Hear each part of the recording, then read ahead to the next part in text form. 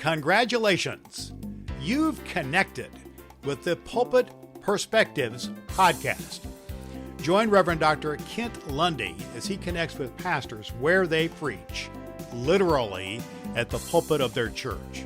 It's a point of view with purpose and personality that informs and inspires with real-life stories from great preachers you need to know. Your host is Reverend Doctor Kent Lundy.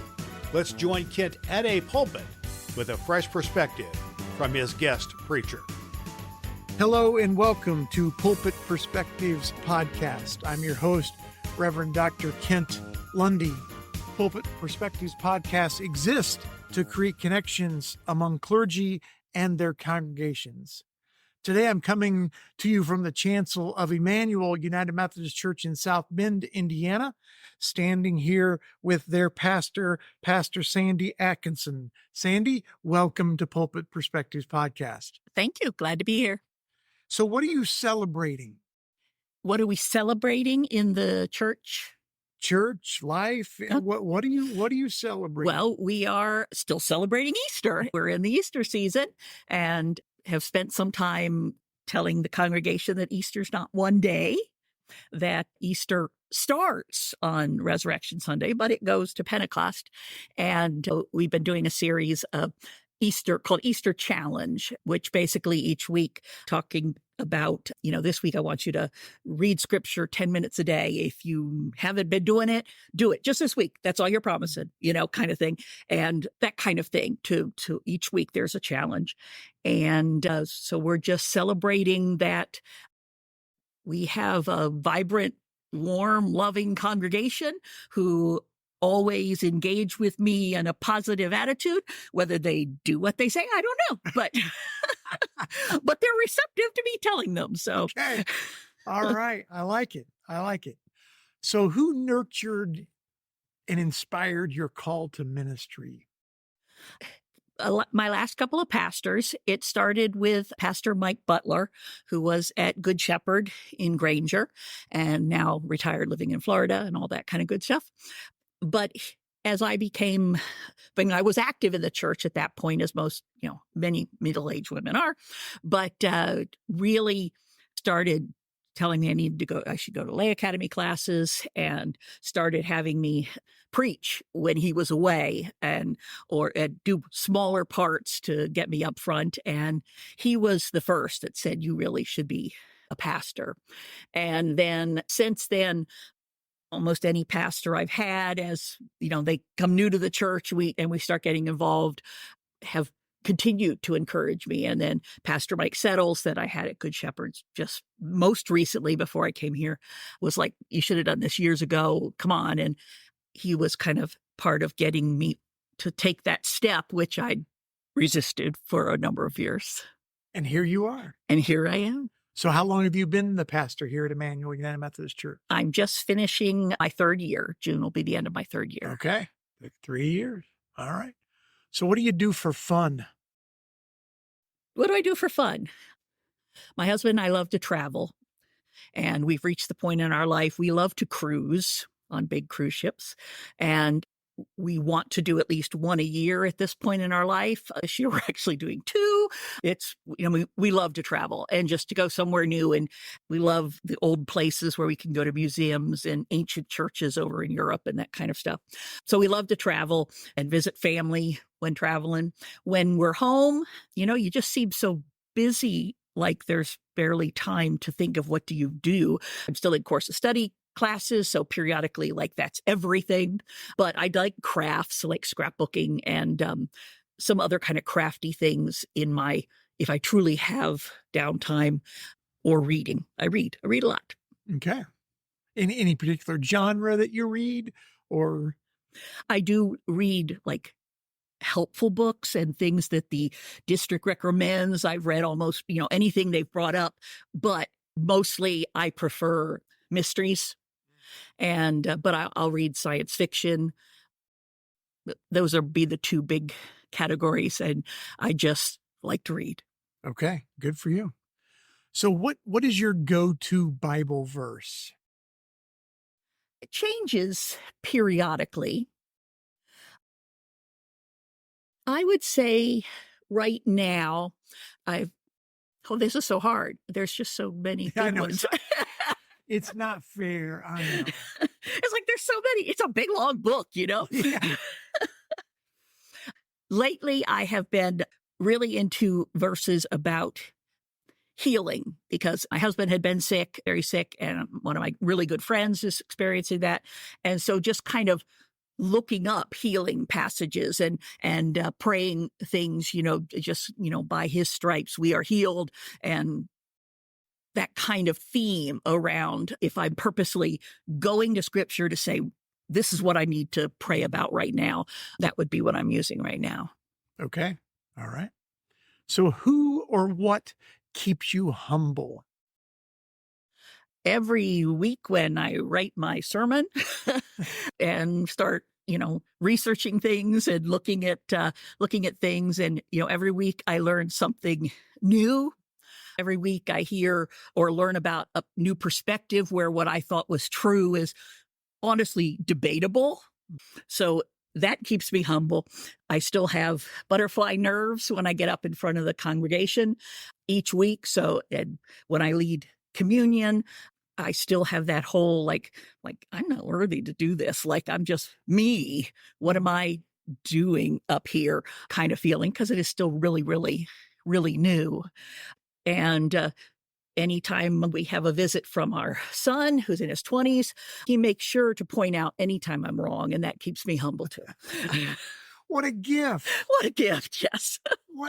And he provides that service for free? For free. For free. Anytime we get together. Wow. He's home this week for a week working remotely, but, he routinely points out that I don't, we don't make food with good ingredients. We don't buy the quality, and nobody eats American cheese anymore. We need to have Gruyere, Oh, wow. Well, okay. I guess you gotta love him. Yes. If you only had one preacher to listen to the rest of your life, who would that one preacher be? I really love listening to David Jeremiah's voice. When I look at his picture, it doesn't look like it should come from him. Like I don't connect for whatever reason. Yeah.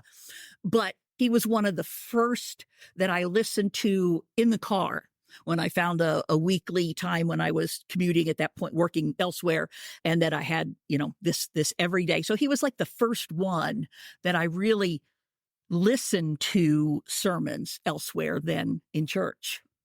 And so now since then, I listen to a lot more and reach out a little more, but honestly, like I could just listen to his voice. It's just, I like what he says too. It's not that I'm oblivious to it, but I just really like his voice. Okay. All right. Good to know. So who are you, Mary or Martha? I am definitely not the one running around cleaning up. Not that I don't think I practice good hospitality when I have guests, but I am much more of the time is so much more important than almost anything else. That don't, when my husband gets up when we have guests and starts load the dishwasher or something, it's like, no, get back in here. The dishwasher will wait, but right now we have time. And particularly as I get older, it gets even stronger, but I've been that way. So for a long time, like I want to be in the moment. I want to appreciate and enjoy this moment. And hey, if my carpets don't get vacuumed for a couple months, hey, I've just had a good time. But so definitely I am not out there cleaning. I'm sitting at Jesus's knee and the other guests and being in the moment. Good for you. Good for you. So pretend with me, you're going to go axe throwing. Okay. So Okay. Just pretend, just go with I've me. never been. Okay. Well, New experience. you're going to go axe throwing, and you can bring one person from the Bible to go axe throwing with. Who is that one person? Samson, without a doubt. Oh, I mean, okay. I want to learn from the best. And if we're going to play like another team at the axe throwing bar, we're going to win. Yeah. So yeah, if I'm axe throwing, I want Samson. You know, Right. he's just going to clean up the competition. And so when I'm terrible at it, it won't matter because we're winning. Because if he's good at the jawbone thing. He's strong. Like he's got to be able to whip an axe Right. across like 20 feet or whatever they do. So yeah. Yeah. Not even going to be close. No, I want to win. Everybody's going to be playing for second that night. I want to win. So he's on my team. Samson and Sandy. Yep, that's us. World champion axe throw. Absolutely. We're the two-man team. There you we're go. good. I can see the T-shirts. Yep. The T-shirts. Samson and Sandy. Yeah. Okay. That's what we're doing. That's who I want. I like it. I like it. All right. So what do you what would you like, or what do you hope your fellow clergy know? When you think about your fellow clergy, what do you hope they know? They know about me, or they just know? They just know. They just know. They just know. I hope they know that whatever doubts they're feeling about themselves and what they're doing, that everybody has them, that we are all doubting, and maybe some of us more than others, newer ones or something. But, we all, and I'm sure all pastors, go through periods of doubt, and that God, you're here and you're doing it. So God has called you here. And so don't second guess yourself. Don't doubt that we're all in that boat, and God's called you and you're here. And then number 2 would be, so take care of yourself and take your time off and be good to yourself. Don't feel like you can't miss a Sunday and not take vacations and all that. No, again, I'm back to I want to go enjoy every moment. So be good to yourself and take care of that. That's 2. You asked for 1, but No. You want your clergy colleagues to know that the doubt is okay, and that they're still called even in the midst of their doubts, and that they need to take care of themselves. I like it. That is a great word for all clergy. So thank you. So last question. I'm going to give you 3 words. Okay. You get 3 words to encapsulate your future as the pastor of Immanuel United Methodist Church, however long that is. But when you think about your role as pastor and their role as congregation, and you think about your future together, what 3 words come to mind?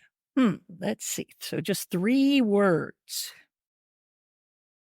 I think I'll start with inspiration. Inspiration. Okay. That they inspire me often.